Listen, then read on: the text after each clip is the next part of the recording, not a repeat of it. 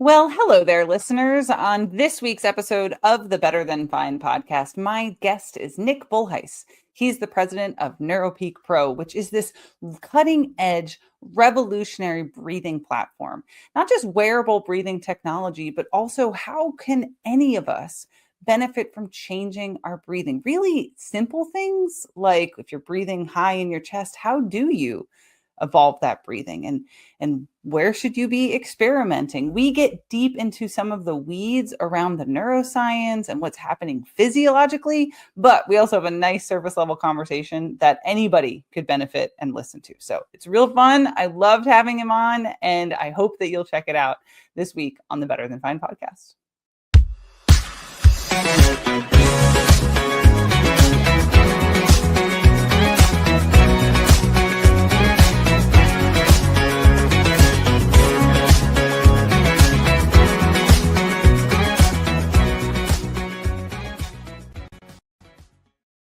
Well, hello there, listeners, and welcome to this week's episode of the Better Than Fine podcast.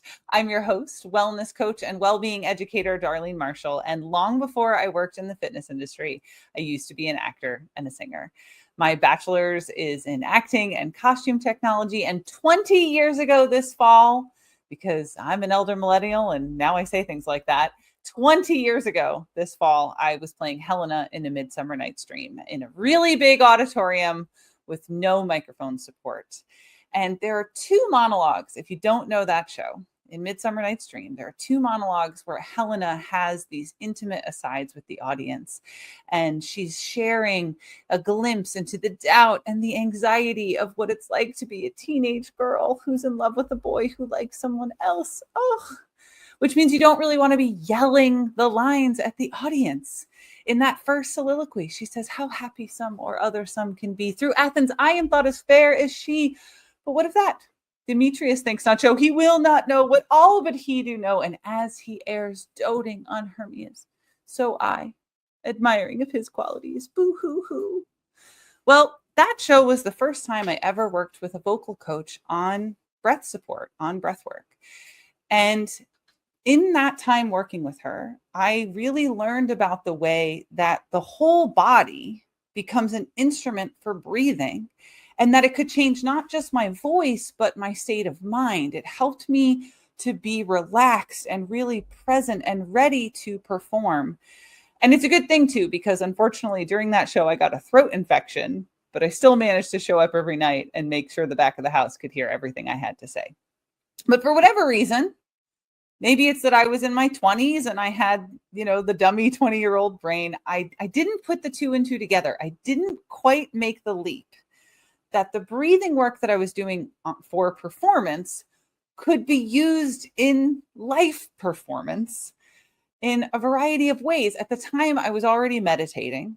I was practicing yoga, but it wasn't until 2020, which if you are a very long time fan of the show, you might even remember when I had Amanda Masters on the show toward the end of 2020, and she shared for the first time on this show about breathing and the power of doing breath work. She was my breathing coach at the time during lockdown, and learning from her about the breath completely transformed my understanding of the relationship between the body, the nervous system, and breathing. And if you want a big old nerd out about that relationship, you're going to go back and listen to the episode in September of 2023, where we talked about breath work that you could do before bed and what was the scientific evidence around breathing training to go to sleep. And it feels like since then, it hasn't even quite been 2 years, but in this interim gap between September of 2023 and now, it feels like breath work is getting more and more mainstream. And it feels like there's been some big upgrades in what's available in terms of execution. And that's why I am so excited to have today's guest on the show today. He has extensive experience working in breathing training with teams, with athletes from college all the way up to the pros, NFL, MLB, NBA, NHL, you name it. He's been there. He is the president of Neuropeak Pro, which I have been playing with their platform behind the scenes, and I even did one of their breath trainings right before we recorded today to make sure that I was present and ready, and I have been loving it. got a background in clinical psychology, which I love it when somebody who does body stuff comes in with a psych background, because we know that they're going to understand that the mind and the body aren't separate. We're all in this together, right? All of us together. Nick Bolhuis, welcome to Better Than Fine. I'm so excited for our conversation today. Well, thank you for that introduction. Glad to be here. Yeah, glad for the excuse to throw some Shakespeare into the intro for the first time, but we're here to talk about breathing in all of these other contexts of performance. And so many of us, I think, have heard about breath work. We've dabbled in it, but you live in, pun intended here, breathe it. Can you tell us a bit about your work and how you came into it? Yeah, and the intro, when you're talking about, breathing more mainstream, I'm like, yeah, we've been doing it ever since people have been around. We just talk about it more. And I really look at, I have the background in psychology. I actually got into the field to work with kids with anxiety and academic issues and ADHD. And I love talking about the brain and brain waves. That's a really hard conversation to lead with. Mm-hmm. Breath work is a whole lot easier to introduce because we can feel it.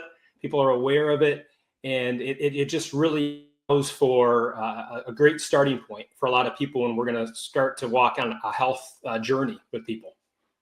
Yeah, and it's something that I think when executed well, you can have such an immediate state change impact. Whereas, we're talking about sleep intervention, it's hit or miss. We're trying to get people moving, but they're inconsistent or it doesn't feel good. I think what I often encounter is that people have a bit of skepticism, like it feels kind of magic. And the good news is that that's changing because, like you say, we've been doing it for a hot minute. Can you talk a bit about how things have changed in our understanding, and how do you explain it when you encounter somebody who's like, breathing? I didn't come for breathing. I came for performance, or I came for weight, or I came for anxiety. How do you bridge that gap in understanding for the people who don't get it? It's a great question, and it's why we lead with breathing as opposed to talking about brain waves, which are a little bit harder you don't feel those. Breathing, we can actually quantify for people. And when you really start to get into the science, which we can dive into about how it helps with sleep or stress management or even focus and energy, those are the fun educational conversations we can have with folks. Well, how does changing my breathing pattern, the rate that I breathe, how does it impact those things? Again, while I have a clinical background, a lot of kind of the ways we coach come from the learnings that we have with high-level athletes, because they get pitched new stuff all the time. There's always some new product to try. And so if they don't see results, they'll just move on to the next thing. So studies show that the vast majority of people are actually very dysfunctional breathers. So if I can just take 5 minutes, show somebody how they're breathing incorrectly, but then give them biofeedback, basically say, hey, this is how you're supposed to breathe. You can feel that right away. So you're earning their trust very quickly. Like, okay, that breathing might not even feel very good, but it feels different. So I know there's something going on. So now we've built trust, we can build that relationship. And I think that's one of the key things is so often with breath work and some things like that, it has been very subjective. It's hard to quantify. In so many populations we work with, they're used to having concrete measurables, whether it's, hey, I have a nutrition plan, I have a weightlifting plan or a cardio plan. Well, we do that with breath work now, so people can see where they're at, score it, and then they can quantify their progress and have targets that they're shooting for. So you're digging into the psychology of how to motivate people to improve. Yeah, we just got 5 things I want to circle back to.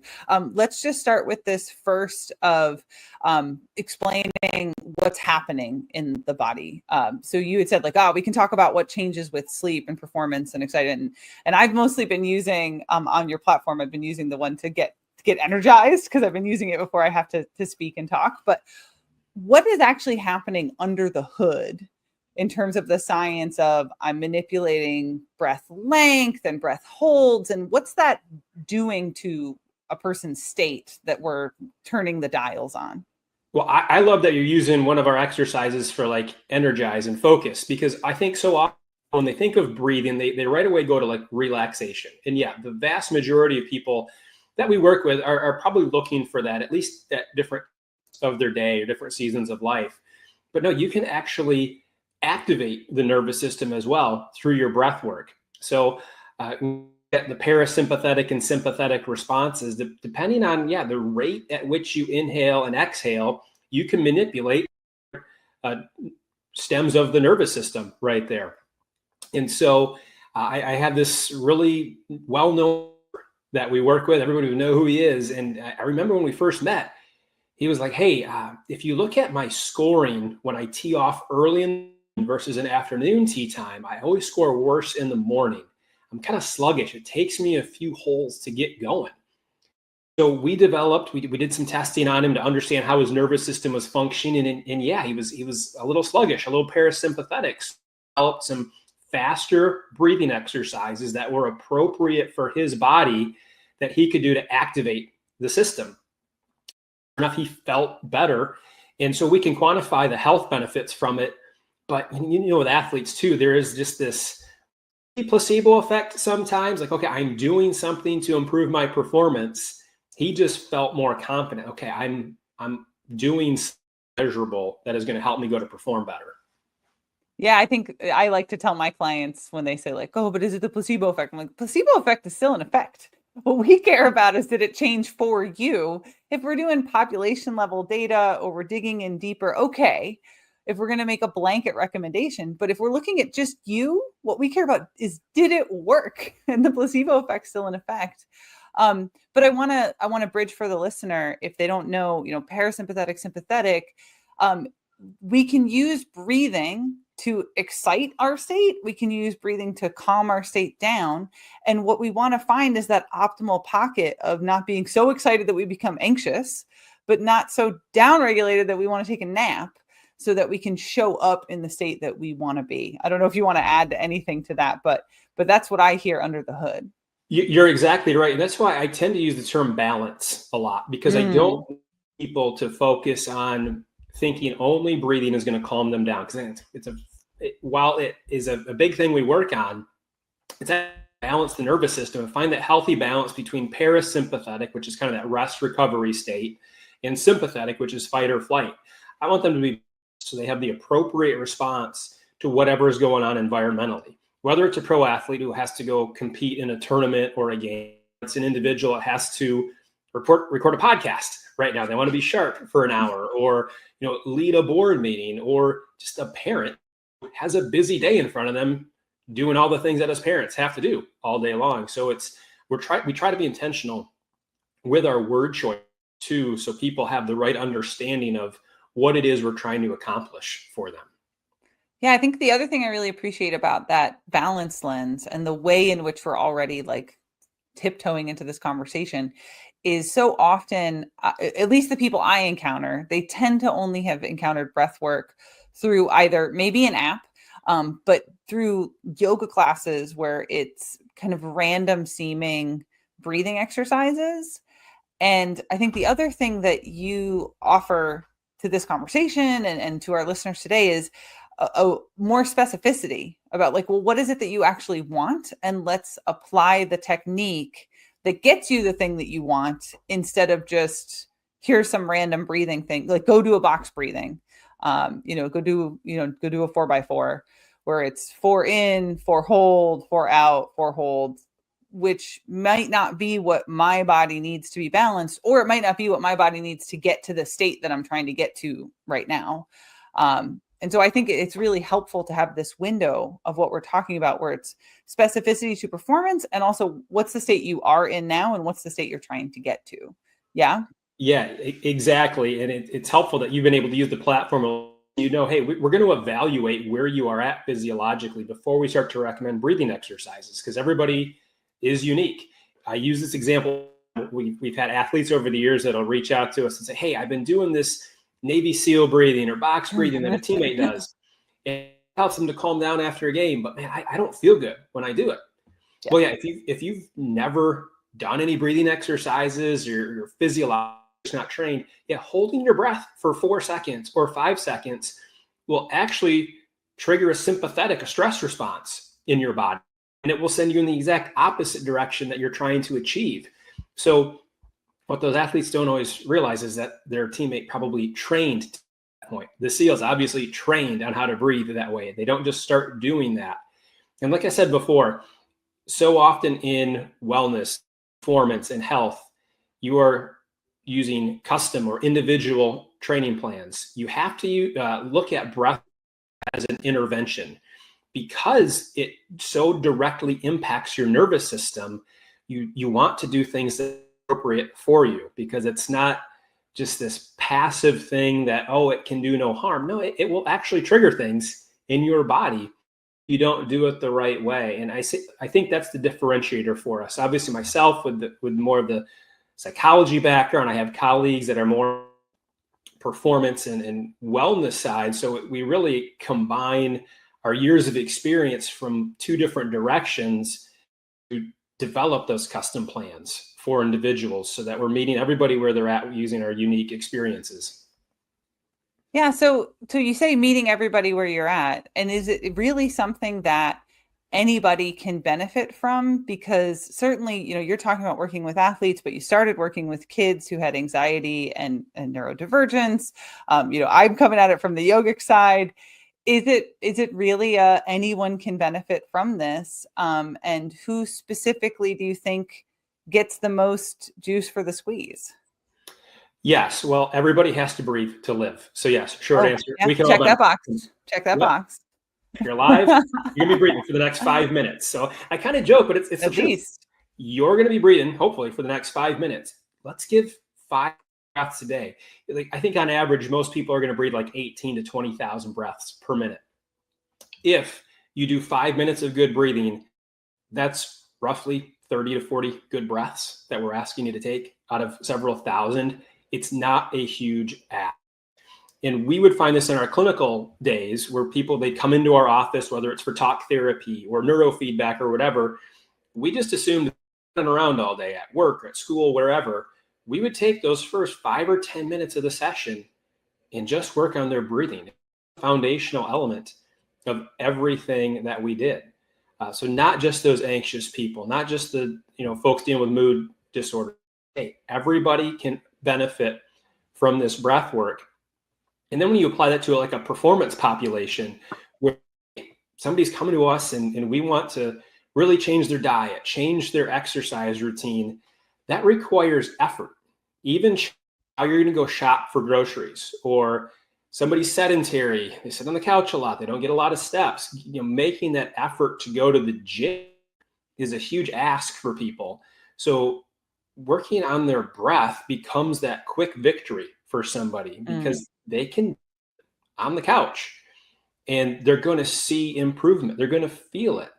And so now they're going to start to get that momentum going. Hopefully, like, I accomplished this. Now I can take another step forward and another. So it becomes a really crucial starting point for a lot of people's health journey. All right, I'm going to give a little pushback on the voice of skepticism. Just as a wellness coach, and when I was working primarily as a personal trainer, getting clients to believe me and trust me enough that they would try breath work and breath training was the hardest part of the equation, where it's like they come in and they expect to talk about nutrition. They expect to work on their fitness. I think sleep was the other big hurdle, 5, 6, 8 years ago. Now I feel like people are on this. Oh yeah, sleep is a major impact on my outcomes. But you probably don't encounter a lot of resistance at this point because they're probably coming to you for the thing. But I can hear in the back of my mind the echo of our coach listeners being like, yeah, but how do I get them to even try it? Or how do I choose the right place to start? So I don't know which of those threads you want to pull on. But I do think for the uninitiated, there is a bit of a trust gap of like, yeah, just try the breathing things with me and just lean in. And if you can get people to lean in, I know I've definitely seen people in the moment have the aha light bulb go off. You're not wrong. And it is still something that we think about all the time because we all do it. So we take breathing for granted. It's not this new, people like new experience. Oh, I've never tried this before. I've never tried this diet. They like to go to brag to their friends of this new thing they're doing. There's nothing cool about, hey, I'm breathing. Yeah, because we all are. So there's a couple of components. I think education is the big part of what I do. I don't have to sell somebody on the fact that you should breathe. It's more of selling them on the educational benefit trying to accomplish. People don't necessarily understand there's a pretty high link between breathing efficiency and movement efficiency. So how athletically can you move is pretty closely correlated to how well you breathe. When you think about the stress response and direct connection from like your diaphragm to your brain through the vagus nerve. Okay, that's interesting to people and how you can actually directly impact brain function. Those are some cool things. You've obviously experienced our platform where you do an evaluation in a little test. This is the other thing that, especially with AI and where things are going, people are looking for a bespoke experience. They don't want just a one size fits all thing, whether it's a breathing plan or a nutrition. So that's where we found a lot of success too, is the fact that you can do a very simple evaluation. You can show the person, hey, this is where you're at. It's a level 1 or a level 2. You can get up to a level 5. Now let's get you there. We're tapping into the psychology. People, when they have something they're shooting for and they have something measurable, that really helps. And that's with no hardware. We also, in a team environment or a gym environment, we have hardware people can use that does a more robust evaluation, that gives very specific training plans. And that's where you get a lot of buy-in, because you basically have the chart. Hey, day 1, you're going to breathe like this. Day 2, this. So it's been into looking at breathing differently than it's been previously taught to people.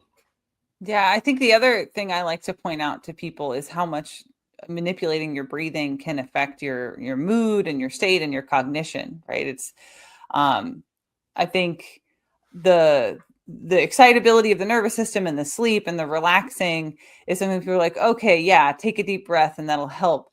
But it's okay, the right type of breathing intervention, especially when paired with movement, can help you to focus better. It can make flow states more accessible, because those same changes in the nervous system that allow you to sleep differently, manipulated a different way, can allow you to get in the pocket and be more efficient. And I find that that's also very enticing to a lot of people. Like, most people want to be able to get more things done faster and have more mental clarity so that they feel good about what they're accomplishing in a given day. It's like, here's this free thing that once you know how to do, you can do it anywhere, that will help you do that thing that you say you want. So I find that to be a nice hook too.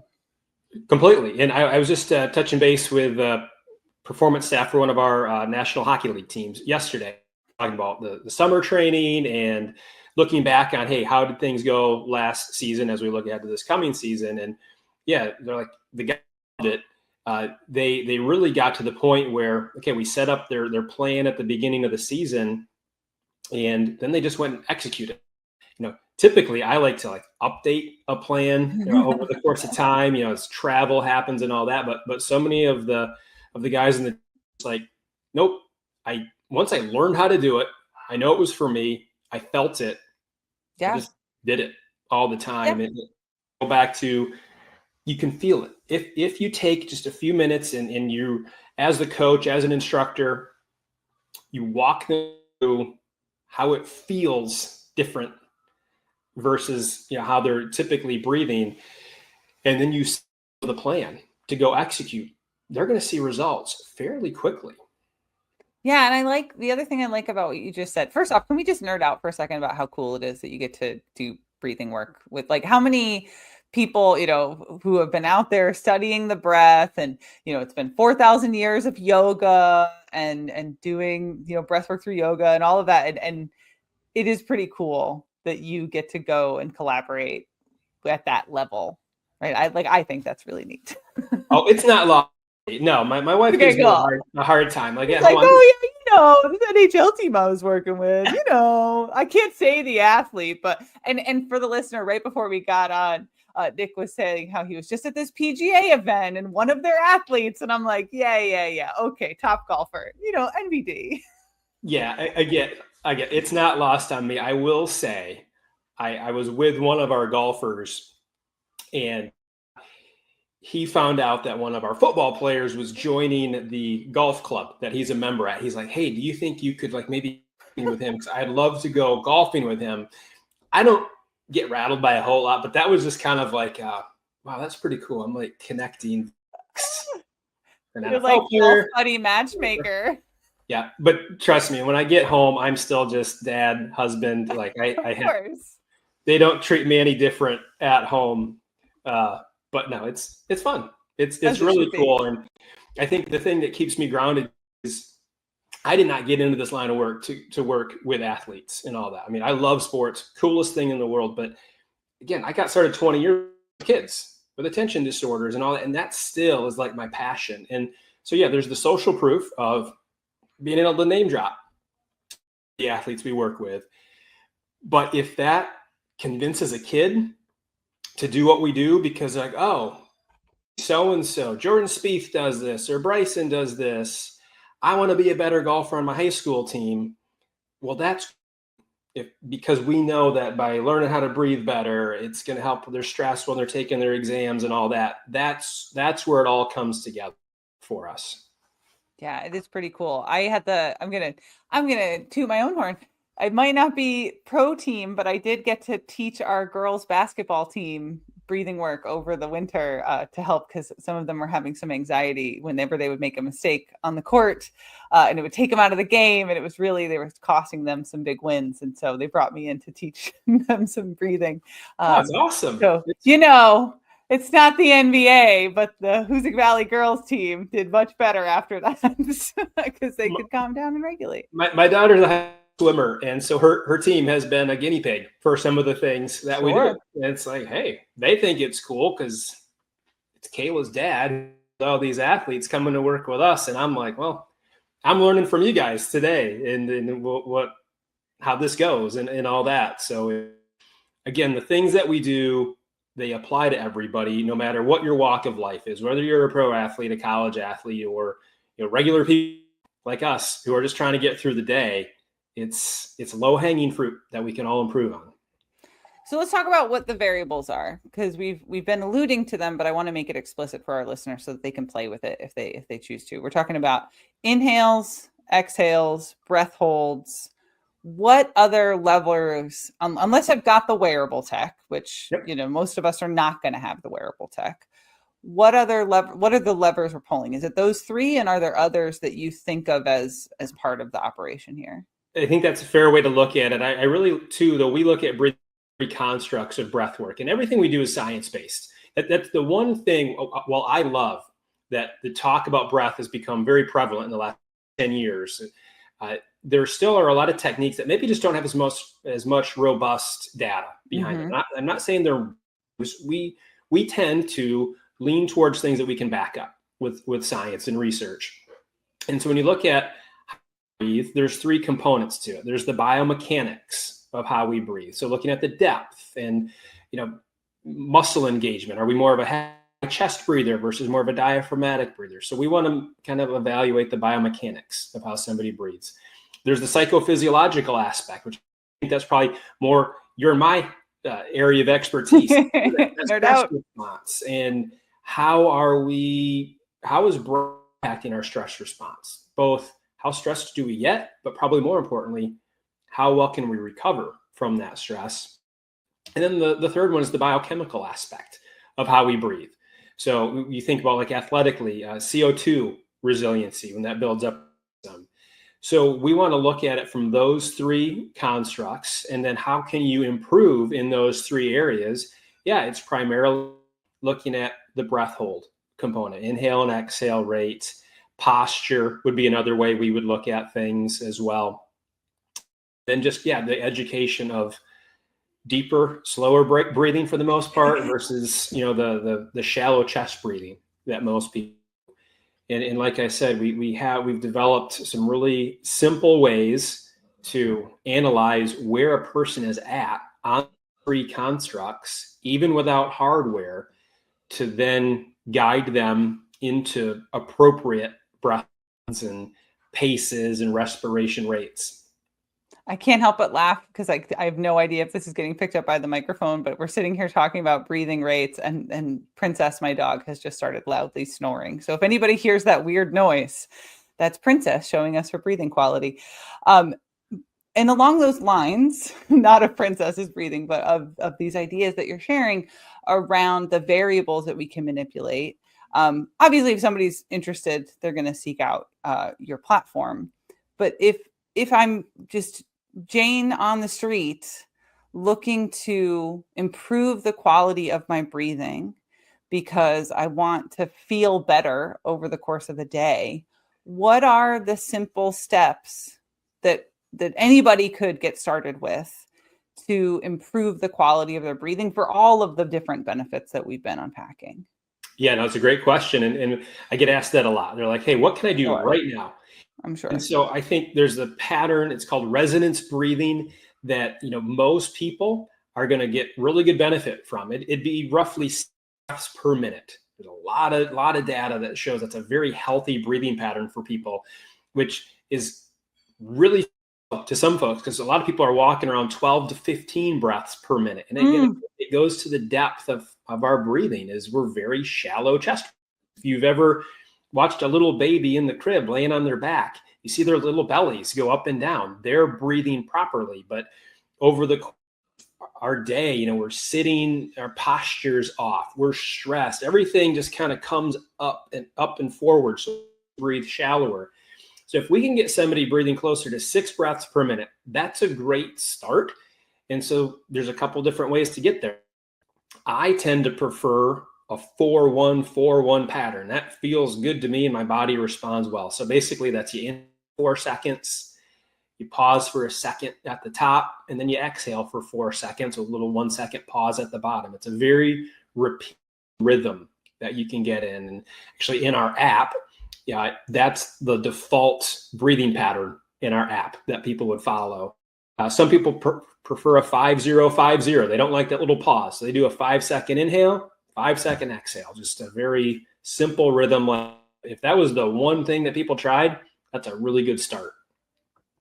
Yeah, I'm going to agree with you. I'm like a 4-1-5-1 person too. And I hate my body hates box breathing. It hates the long top holds. And I find, and I share this because I'm trying to validate for the listener, like if you try this stuff and you're like, that doesn't feel good to me, to everything that Nick has said about, we want to look at where you are and what your unique experience is. And when I do a box breathing, I don't experience balance. I experience anxiety, and it does something to my body that my body does not like. And that's where I think the opportunity to experiment with these variables, and also recognize that not everything works for everybody all the time. And it's a trick of finding what does your body need in order to give you the outcome you're looking for, and to play with it, right? Like that's what I hear. Some people 4-1, some people like a 5-0. Exactly. That's the fun part. That's the part where we get to tinker with it and find, because the last thing I want is, like, there's no debate in my mind. Breathing is better for you. So I would hate for somebody to have a bad experience, do that box breathing where, I feel stressed and anxious. And they're like, you know what? It's just not. Breathing's not for me. Yeah. Right? Sure. That's my favorite reaction. People are like, oh, no, this breathing stuff's not for me. I'm like, isn't it though? Yeah, I don't know. I tend to disagree, maybe. But so I really notice it when I'm out on a run with my wife, where I will very intentionally be thinking about my breathing the entire time. I'm very aware and in tune with it. My wife is the exact opposite. If she starts to think about it as much as I do, it just causes more stress for her. So everybody's different, and we try to take that into account for them. And again, I found over the years, and this is why we do what we do. So I'm completely biased. We've built the system the way we have. But it's like, man, if you find where somebody's at today, and hey, we're at a level 2. Why would I be giving them level 5 exercises? I'm not going to ask somebody to bench press weights that they're not physically capable of lifting right now. They would say weightlifting's not. Where if you had given them a weightlifting routine that was appropriate for them, they would have stuck with it and got the benefits of it. Yeah. And so there's very much an intentionality behind how we teach breathing to people, not just to check. Yeah, we gotta meet people where they are, right? In any coaching, in any training, in life. I'm very proud of myself. I moved from a 3 to a 4 today in my work, because I was like, oh, I've been sleeping better. I'm about it. You got me convinced, Nick. I'm on board. So the average person, what I hear is to get started, if you want to go check out the platform, check out the platform. But if it can be as simple as deepening your breath, slowing it down. And the other thing that I really like about any kind of breath work, it doesn't necessarily have to be Neuropeak Pro, but any breathing training, is it's a mindfulness activity. And we talk about mindfulness all the time on this show, around the benefit of pausing, observing yourself. And even from the very beginning, I've been doing breath work for 20 years, which makes me sound old, that I noticed immediately, as soon as I started doing it, the muscles in my back were tighter than I thought they were. And it was just that I hadn't brought my intentional awareness to that part of my body in long enough that I hadn't noticed. And sometimes it's just, you're paying attention to yourself in a different way, and it gives you the information that you needed. So I appreciate that about it too. Yeah, this is huge. And I think of even, it gives something, gives an individual something to focus on as well, so they can be very present. So we're recording this a certain day. Just recently, one of our golfers that we were, Keegan Bradley, he just won a pretty big golf tournament just this past weekend. And in the post-game interview, he talked about coming down the stretch, mentally talking about his breathing. So of course we posted that online, but golfers, golf is so unique because they have so much time. You know, other sports, they're reacting all the time. It's very fast. They don't have things. They're just reacting. Well, golf, you have too much time. So in that environment, it would have been very easy with that pressure, mind wander and think about things that aren't helpful, where the breath work was that centering piece for him to going back to and block out all those distractions. So beyond the health benefits of the good breathing, it was definitely a centered, intentional, mindful activity for him down the stretch. Yeah, the big one I heard recently that I got really stoked about is I was a rugby player in college. I'm a huge Ilona Maher fan, and Ilona was talking in an interview about getting in her own head between games at the Olympics. And of course, they went on to get the bronze medal. But it's that she was working with her sports psych, doing breath work whenever she would get a little too hyped in between each of the games in the tournament. And I thought that was a great plug. We're like, yeah, rugby players doing breath work. I'm about this. Sign me up. Well, rugby players, you think about all three constructs of breath work. The mechanics are physical sport. You want to be moving well, and you have the stress of it, and then you know better than me, but the cardio aspect of that sport is pretty intense as well. And so breathing, really important for that. Yep. And it's funny, until I was writing the notes for this, I was playing rugby at the time. I was also playing Helena in Midsummer, and it didn't occur to me until I was writing this intro of like, I played pretty well that season. I wonder if it was the breath training in rehearsal. And it might you know, many people that I've worked with over the years that sang in choir or things like that, they it carries over. They usually pick up on it because they had their teacher or their, you know, the person who's directing the play taught them about diaphragmatic breathing, and you know, they learned it, and there's benefits years down the road. Definitely. The singing crossover, it's funny. Again, I knocked myself in the beginning that it didn't even occur to me. Of course, it's all the same instrument. It's all happening through the body that I'm riding around in. It's going to impact everything I do. Totally. But it's funny to revisit these ideas 20 years later. So if there is someone who is interested in taking a peek at Neuropeak Pro, can you tell us where our listeners can find you and your work online? Yeah, the best way is website neuropeakpro.com. We're also on all the socials. We tend to be fairly active on Instagram and in those things, talking about, the people we work with, some of their successes, and also trying to educate people too on the benefits. Great. And I believe you had something for our listeners who wanted to give it a go. Did I? So what we'll do is we'll put it in the show notes or whatever, but we'll put together a quick link where people can go and take a free breathing evaluation to understand, hey, where are you at from a breathing standpoint? And then they can decide at that point, hey, do I want to try one of the exercises that Darlene's been talking about right there? But yeah, it's a free evaluation. Literally takes about a minute. And super easy. Understand, hey, where am I at right now? Yeah, super easy. And I was nervous taking because I was like, oh no, what am I going to do if it says I'm worse than I am? But I did all right, and it gave me some tools to grow from. So I've already seen the difference. You got more opportunity. It's not a negative. Got to start where we are. Yeah, exactly. Yeah, thank you so much, Nick. We really appreciate you coming on and sharing your wisdom and the generosity of sharing the assessment with our listeners. I'm going to plug it one more time that I've been using it. I've been liking it. Thank you for letting me have access to your platform. This is a completely unpaid endorsement. I just genuinely really like it, and I have every intention of continuing to use what I've been learning. Excited. It's been fun talking to you here. Yeah, thanks, Nick. Thanks so much. And of course, listener, I would love to hear your feedback on this and every episode of Better Than Fine. So if you want to share that with us, you can email me. It is info@darlene.coach.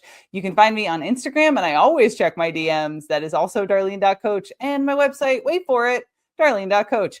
I'm on LinkedIn as well. If you're a fan of the show, I hope that you've already subscribed. But if you haven't, please do that. Like, comment, sharing is caring. You know what to do.